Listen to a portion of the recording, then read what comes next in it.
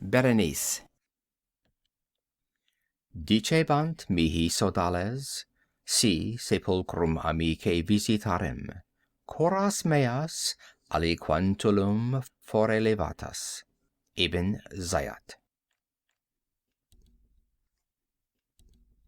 Misery is manifold. The wretchedness of earth is multiform.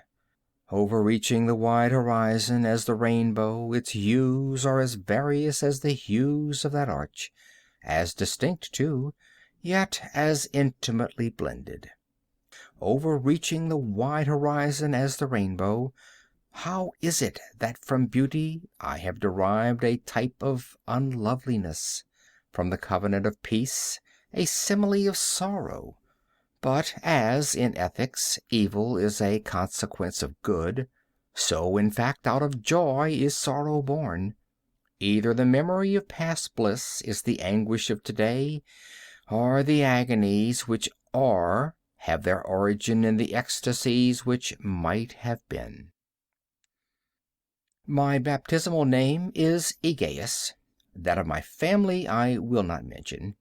Yet there are no towers in the land more time-honored than my gloomy, gray, hereditary halls.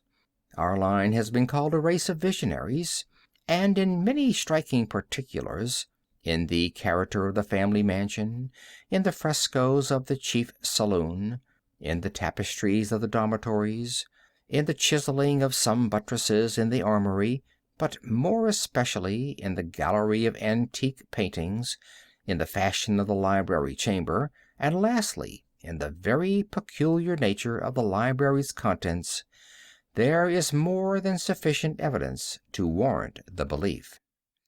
The recollections of my earliest years are connected with that chamber, and with its volumes, of which latter I will say no more. Here died my mother. Herein was I born. But it is mere idleness to say that I had not lived before, that the soul has no previous existence. You deny it? Let us not argue the matter. Convinced myself, I seek not to convince. There is, however, a remembrance of aerial forms, of spiritual and meaning eyes, of sounds, musical yet sad, a remembrance which will not be excluded. A memory like a shadow, vague, variable, indefinite, unsteady, and like a shadow, too, in the impossibility of my getting rid of it while the sunlight of my reason shall exist. In that chamber was I born, thus awaking from the long night of what seemed, but was not, nonentity, at once into the very regions of fairyland, into a palace of imagination, into the wild dominions of monastic thought and erudition. It is not singular that I gazed around me with a startled and ardent eye, that I loitered away my boyhood in books, and dissipated my youth in reverie. But it is singular that as years rolled away, and the noon of manhood found me still in the mansion of my fathers, it is wonderful what stagnation there fell upon the springs of my life. Wonderful how total an inversion took place in the character of my commonest thought. The realities of the world affected me as visions, and as visions only, while the wild ideas of the land of dreams became, in turn, not the material of my everyday existence, but in very deed that existence utterly and solely in itself. Berenice and I were cousins, and we grew up together in my paternal halls. Yet differently we grew. I, ill of health and buried in gloom; she, agile, graceful, and overflowing with energy. Hers the ramble on the hillside, mine the studies of the cloister. I living within my own heart, and addicted body and soul to the most intense and painful meditation; she roaming carelessly through life, with no thought of the shadows in her path, or the silent flight of the raven-winged hours. Berenice. I call upon her name. Berenice. and from the gray ruins of memory 1,000 tumultuous recollections are startled at the sound. Ah, vividly is her image before me now, as in the early days of her light-heartedness and joy. O gorgeous, yet fantastic beauty! O sylph amid the shrubberies of Arnheim! O naiad among its fountains! And then all is mystery and terror, and a tale which should not be told. Disease, a fatal disease, fell like the simoon upon her frame. And even while I gazed upon her, the spirit of change swept over her, pervading her mind, her habits, and her character, and in a manner the most subtle and terrible, disturbing even the identity of her person. Alas, the destroyer came and went. And the victim, where is she? I knew her not, or knew her no longer as Berenice. Among the numerous train of maladies superinducted by that fatal and primary one, which effected a revolution of so horrible a kind in the moral and physical being of my cousin, may be mentioned as the most distressing and obstinate in its nature, a species of epilepsy not unfrequently terminating in trance itself, trance very nearly resembling positive dissolution, and from which her manner of recovery was in most instances startlingly abrupt. In the meantime my own disease, for I have been told that I should call it by no other appellation, my own disease then grew rapidly upon me and assumed finally a monomaniacal character of a novel and extraordinary form, hourly and momently gaining vigor, and at length obtaining over me the most incomprehensible ascendancy. This monomania, if I must so term it, consisted in a morbid irritability of those properties of the mind in metaphysical science termed the attentive. It is more than probable that I am not understood, but I fear indeed that it is in no manner possible to convey to the mind of the merely general reader an adequate idea of that nervous intensity of interest with which, in my case, the powers of meditation, not to speak technically, busied and buried themselves in the contemplation of even the most ordinary objects of the universe. To muse for long unwearied hours, with my attention riveted to some frivolous device on the margin or in the typography of a book. To become absorbed, for the better part of a summer's day, in a quaint shadow falling aslant upon the tapestry or upon the floor. To lose myself for an entire night in watching the steady flame of a lamp or the embers of a fire. To dream away whole days over the perfume of a flower. To repeat monotonously some common word until the sound, by dint of frequent repetition, ceased to convey any idea whatever to the mind. To lose all sense of motion or physical existence by means of absolute bodily quiescence, long and obstinately persevered in.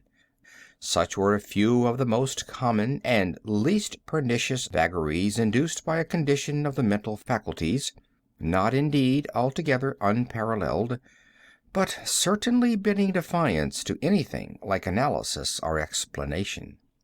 Yet let me not be misapprehended. The undue, earnest, and morbid attention thus excited by objects in their own nature frivolous, must not be confounded in character with that ruminating propensity common to all mankind, and more especially indulged in by persons of ardent imagination. It was not even, as might be at first supposed, an extreme condition or exaggeration of such propensity, but primarily and essentially distinct and different. In the one instance, the dreamer or enthusiast, being interested by an object usually not frivolous, imperceptibly loses sight of this object in a wilderness of deductions and suggestions issuing therefrom, until at the conclusion of a daydream, often replete with luxury, he finds the incitamentum, or first cause of his musings, entirely vanished and forgotten. In my case, the primary object was invariably frivolous, although assuming, through the medium of my distempered vision, a refracted and unreal importance. Few deductions, if any, were made, and those few pertinaciously returning in upon the original object as a center.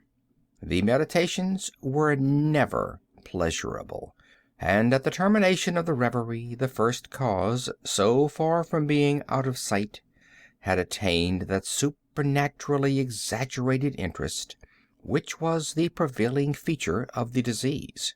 In a word, the powers of mind more particularly exercised were with me, as I have said before, the attentive, and are, with the daydreamer, the speculative.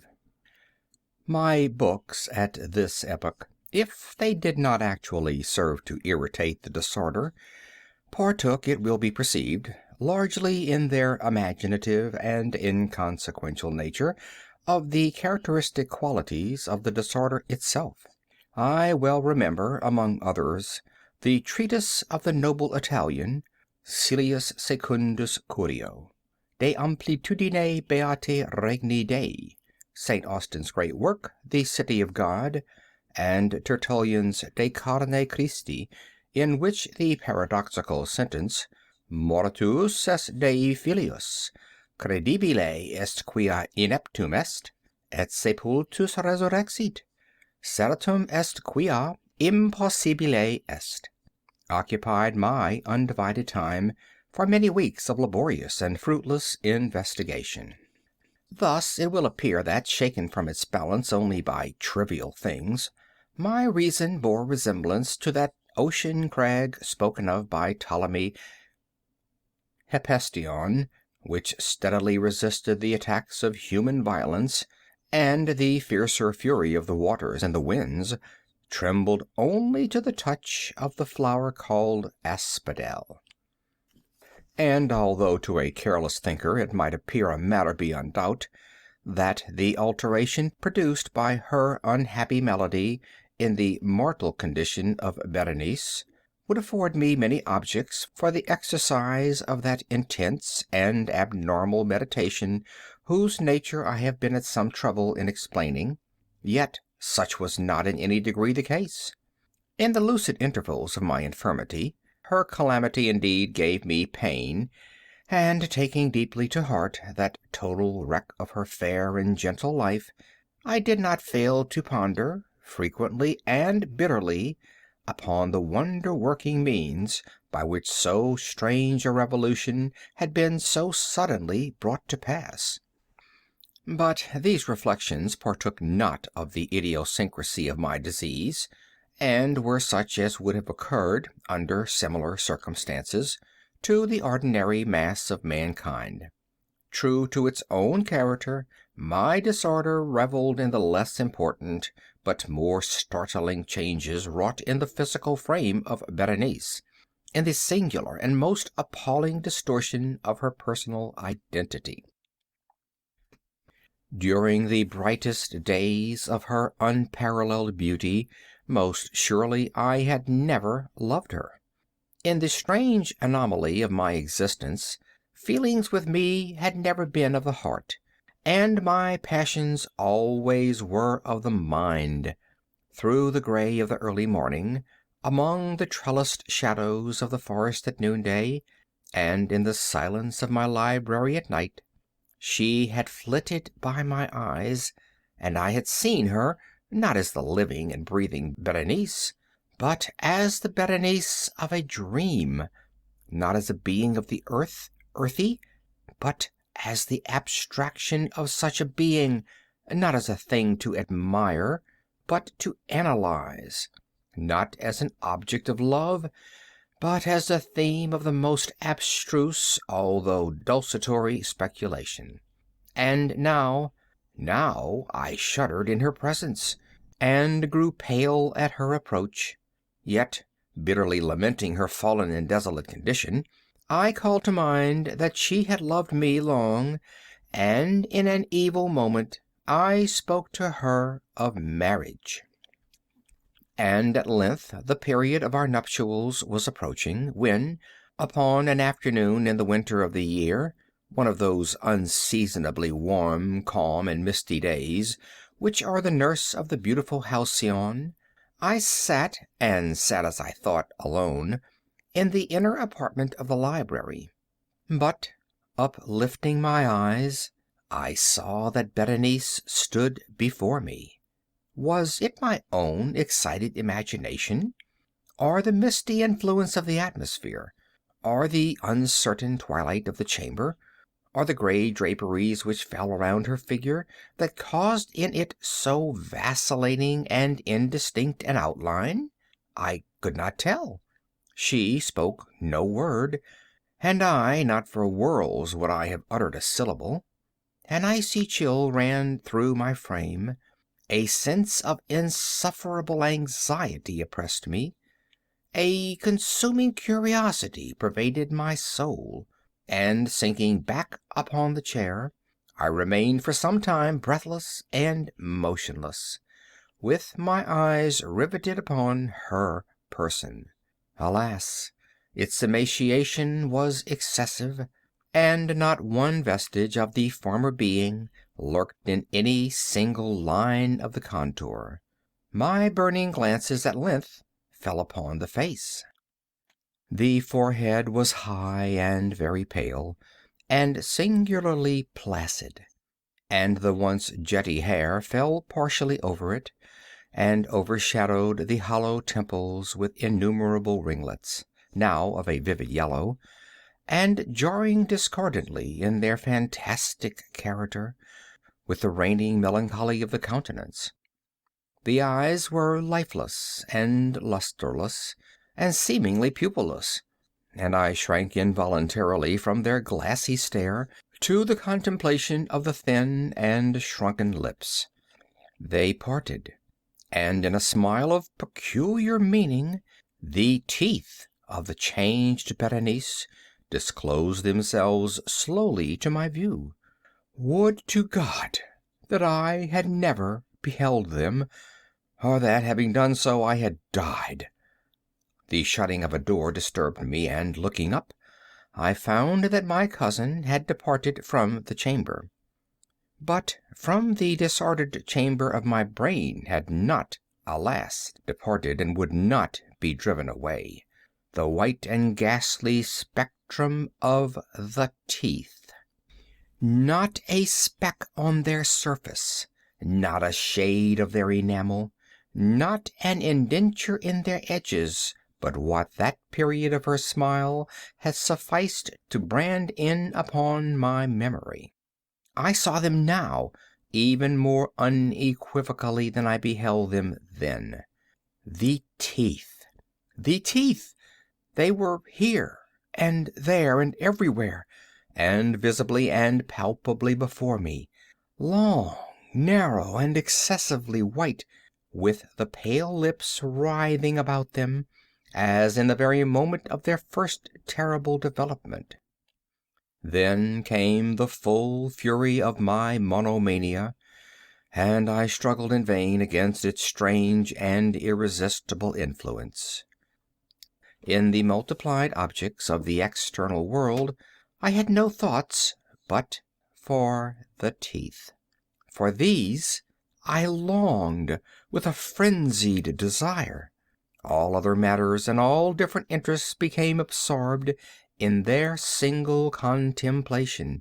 They alone were present to the mental eye, and they, in their sole individuality, became the essence of my mental life. I held them in every light. I turned them in every attitude. I surveyed their characteristics. I dwelt upon their peculiarities. I pondered upon their conformation. I mused upon the alteration in their nature. I shuddered as I assigned to them in imagination a sensitive and sentient power, and even when unassisted by the lips, a capability of moral expression. Of Mademoiselle Salle it has been well said, qui tout c'est pas tant des sentiments.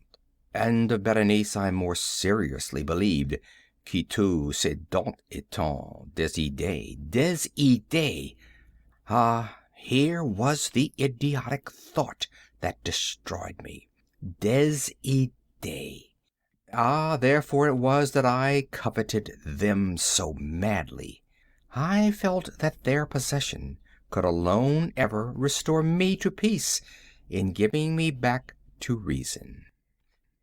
And the evening closed in upon me thus, and then the darkness came, and tarried, and went, and the day again dawned, and the mists of a second night were now gathering around, and still I sat motionless in that solitary room, and still I sat buried in meditation, and still the phantasma of the teeth maintained its terrible ascendancy, as with the most vivid, hideous distinctness it floated about amid the changing lights and shadows of the chamber.